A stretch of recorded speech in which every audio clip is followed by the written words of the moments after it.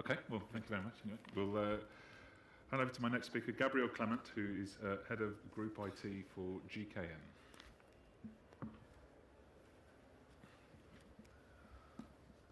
Good morning.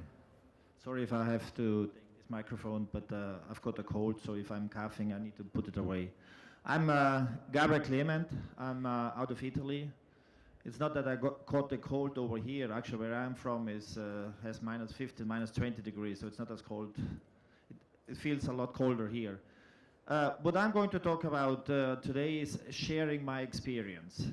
In the last 2 days, we have had many speakers up here who are trying to offer services, offer products, offer sensors, connectivity, that kind of stuff. What I can offer you is mine and our experience. And why am I doing this? Because in the context of Industry 4.0, I'm a strong believer that speed, being quick, is very, very important. So why I'm offering you what the experience we have made, I have made, and likewise I'm looking out for others and you to share the experience you have made, because I want to learn from your successes, but as well as from your failures. So what I'm going to talk about very briefly about who we are, GKN, and digital companies, a big theme in our organization. Why do we believe it's very important? What are we doing? Very briefly, without being very technical, I talk a little bit about the challenges in IT, obviously with Industry 4.0, big data, digital company, you name it. We have heard all these words today already. The challenges IT faces. Very, very important, obviously, is what's in for the business. Why are we doing this? Does it make sense to spend all this effort, this disruption, to go into digital company, Industry 4.0, IoTs? Then a little bit into what's next.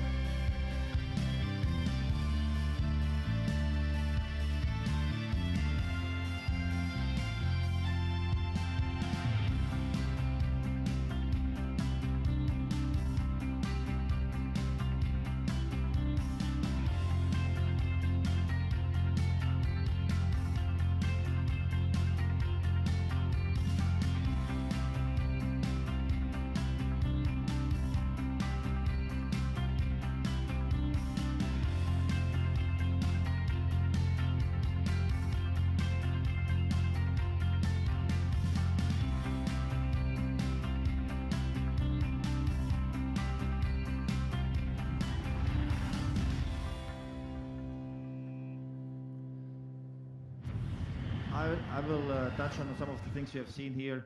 It's a kind of a strategy we have to digitize as much as we can right on the place where data is generated. So a little briefly, who is GKN? And sorry for on the bottom there, you see the numbers from 2016. When I did the slides, 2017 wasn't not yet available.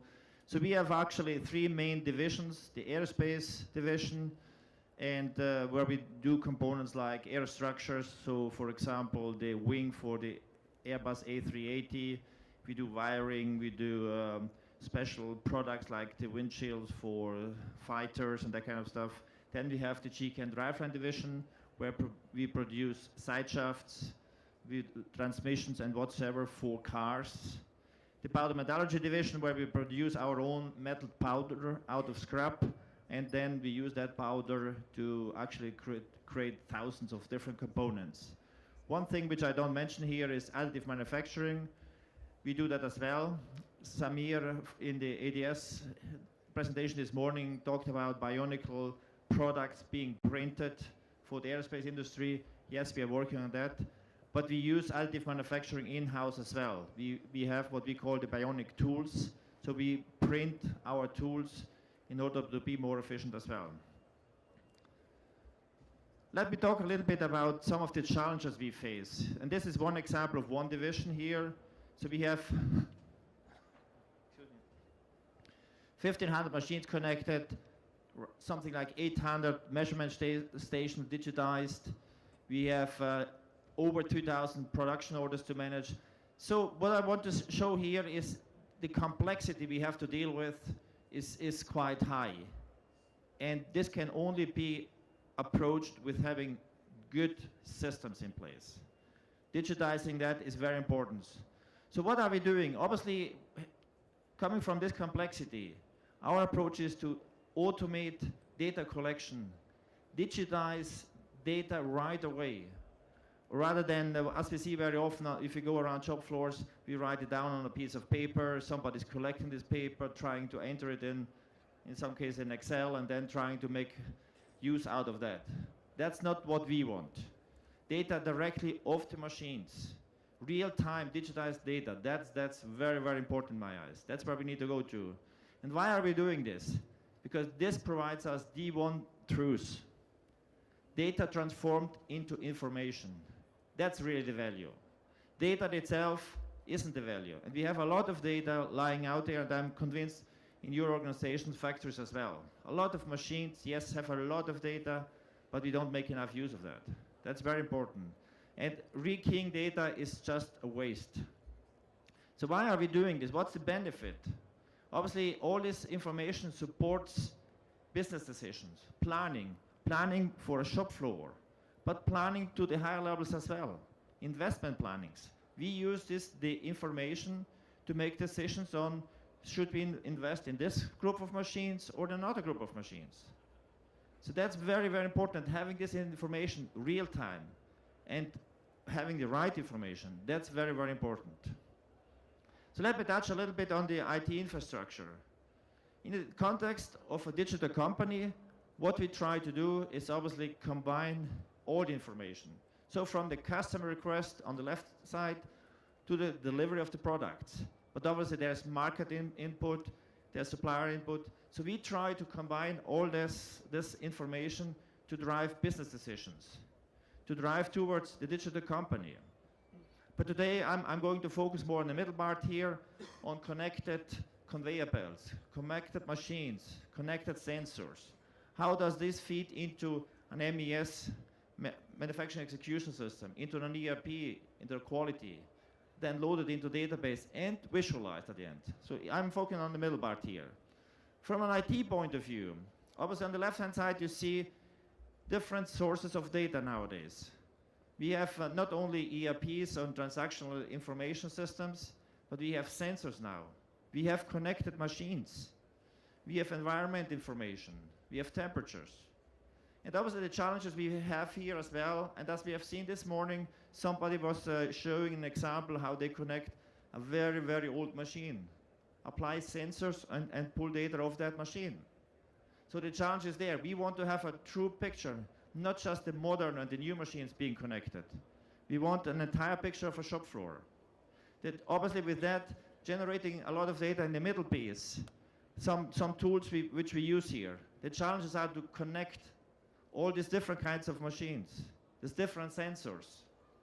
They provide wired connectivity, low Bluetooth energy, and Wi-Fi connectivity. So the connectivity, and keep in mind that in this context, connecting machines, the amount of data we have to transfer is massive, not comparable to the old days when we connected transactional systems on the shop floor. Obviously, transport the data, store the data. We have heard today some numbers how many data are generated in some parts of the industries. That puts a new challenge on the infrastructure, on the databases. Analyze. We want to see this data. We want to see this data analyzed in real time. Now, real time, I want to see it. And obviously, then present this in different dashboards to the management, to different levels of the management. That's important as well. So quite a lot of challenges. Personalized dashboard. Not everybody wants to see the same thing. Not everybody has the same need for information. People need different information. Being a production planning manager or a regional director, they need different information. But the information is all based out of the same source. What is in for the business? And you have seen some of the screenshots. We have a visual shop floor. We call it the visual shop floor around the globe. And this is the world map and some of our plants on there. If you go wherever you are, you click on a site. When I took this screenshot here, it was late evening in Europe, so in China. Obviously, that's why we have many machines red here. What does this tell us? I mean, these dots here, just seeing if a machine is running or not, or if it's in setup mode. Yes, it's already great visualization, particularly if you have a challenge on certain bottleneck machines. But it shows us right away, I don't know if you can see this here, some icons. Yes, this machine is running, but it's running slower than planned, so below standard. So we can act right away. We can really react quick. It shows, on the other hand, work in progress in front of the machines. So for the planner, what has he have to do? What you can hardly read is the blue is how many people are on site. So we actually tap into the time and attendance system, compare it with our operational planning, and see if for a certain cell we have sufficient people available. So this information, and why do we need to have this from China or in Germany? Why do we need to have that? We as a global company, global corporation, we serve our OEMs in the automotive industry, in the aerospace industry, so we have to work on global programs. We have to provide the data to these guys, and to be efficient, we have to know that we produce in China in an efficient way, as well as in India, in Europe, in the Americas, you name it. And this is just another picture here of one other side. Obviously, on the right corner down there, you see an iPad. You can have this everywhere. I can actually log on here on my iPad and see how the sites are doing around the globe. Is it relevant for me? No, it's not relevant for me as in my role, but it's important for the business. Then we go down to the next level. How efficient is this machine? Clicking on a machine, you see a lot of data coming straight off the machine, data coming from the input of the operator. You see in the middle these charts, how efficient is the machine running. And based on my experience, once you measure this, then you really get the improvements. That's very, very important. There's even another layer. We haven't done a lot on that layer yet. You go down to the process data, vibration. We have heard a lot about vibration, preventive maintenance, that kind of stuff. Yes, we can use this data as well. And sometimes the customers are requesting this. But the power of the digital company is this combined information from all different sources. And a lot of that comes from the shop floor, from the machine. You see some examples here. What is the amount of non-quality cost from yesterday? Nobody is actually putting these charts together. It's automated. In daily startup meeting, they get this data available, have this available. Interruption hours because of maintenance. So we know what we lost yesterday in terms of maintenance, productivity time. So this kind of, the combination of this, it's not just out of the machine, of the shop floor. it's out of the ERP, the quality system. It's the combination of the data. That's the power. This is another example here. Obviously, we use one system, we call it, that's our internal management system, the iDash. That system actually provides data, and here's one example for the month-end process. All financial data, unfortunately I couldn't show financial data here, so I just picked one example. Financial data, quality data, the outlook, the sales, the operations, the combination of that, that's the power, that's the value nowadays. And we hear very often in this kind of conferences, when companies sell machines, the value in future machines is not just in the physical equipment, it's in the data. And that's what we try to do here as well. What's next? I actually use this quote here. In the new world, it is not a big fish which eats the small fish, it's a fast fish which is the slow one. I said I come back to speed. I'm a strong believer on that. And yesterday in the sessions here, we heard several people saying, yes, there needs to be a business case, and yes, we need to see what's in there and why are we doing this. Yes, sure, I understand that. It's important as well. But my observation is, or my view is, we need to get this off the ground fairly quick. It's a learning curve. It's not something which you actually, after 2 years, you start doing this. I mean, we have heard how quick technology is going to change. So if you wait, and it wastes 6 months for a business case, the business case you have written is obsolete already, because the technology has moved on. So what I'm trying to say is, yes, it needs to be a business case, but don't be shy to gain experience, to tap into this. That's very, very important. And if you look at our digital business model, you see at the bottom there all these tools, technologies, which everybody here can buy. And we have heard some of the speakers today said, now it's affordable. Yes, that's true. Some of these technologies were available 10, 15 years ago, but they were too expensive, too difficult to connect. Nowadays, they are very cheap and affordable. So everybody can buy this technology. But what I think what's very, very important is the left side here, the digital culture.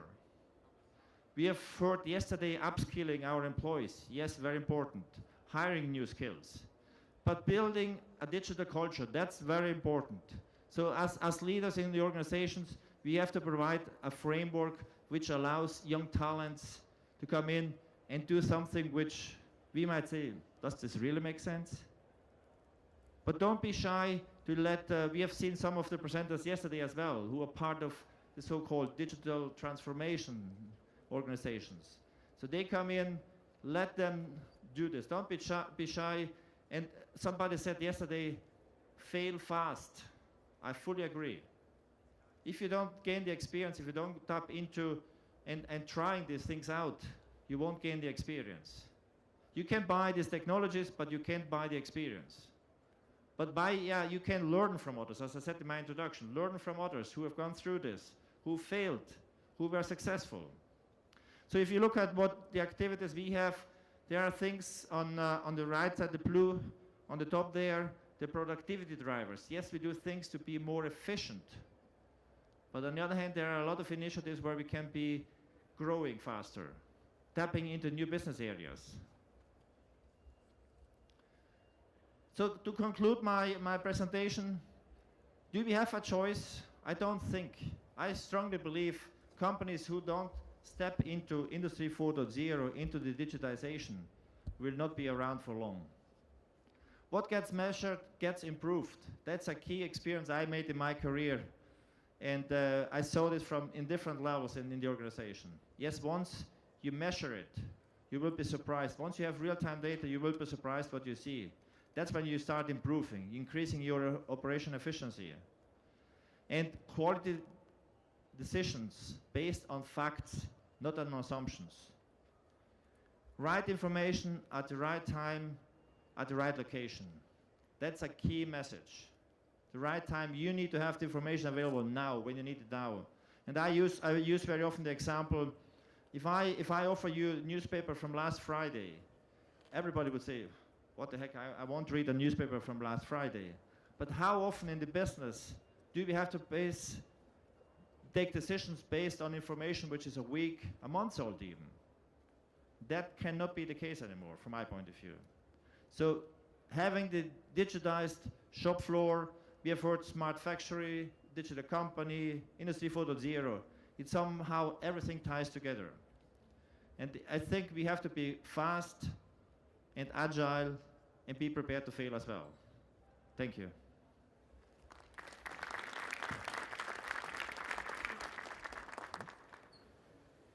Thank you, Gabriel. Thank you, imploring us to get going on the journey and perhaps be a little less shy about that. So, do you have any questions for Gabriel on that session? Yeah, there's a hand at the back there. Oh, thank you. Craig Alexander, Mitsubishi Electric.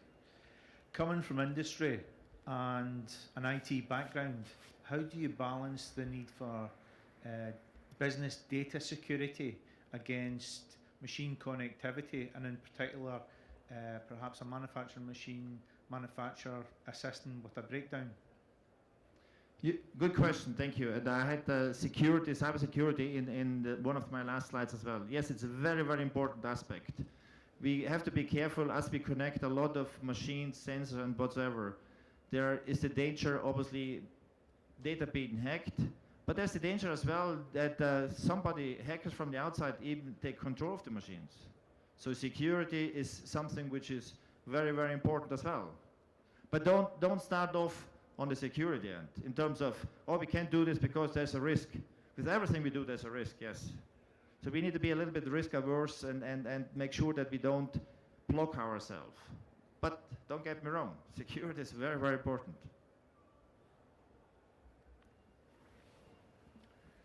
Do you have any further questions for Gabriel?